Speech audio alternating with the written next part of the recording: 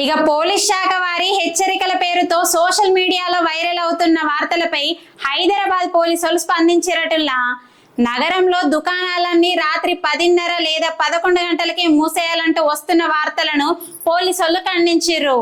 ఇక వార్తలన్నీ పూర్తిగా అబద్ధమని హైదరాబాద్ పోలీసులు తమ అధికారిక ట్విట్టర్ ఖాతాలో పోస్ట్ చేసిరట.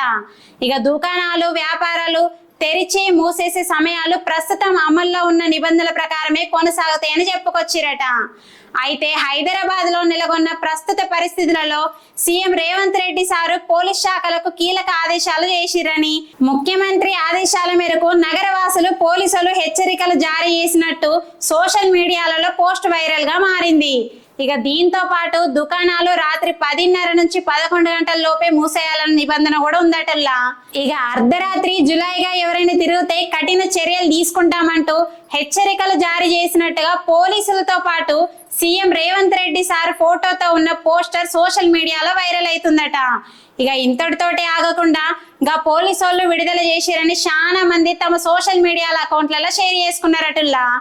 దీంతో గది నిజమే కావచ్చు అనుకొని చాలా మీడియా వెబ్సైట్లలో న్యూస్ ఛానల్లో కూడా వార్తలు ప్రసారం చేసిరట.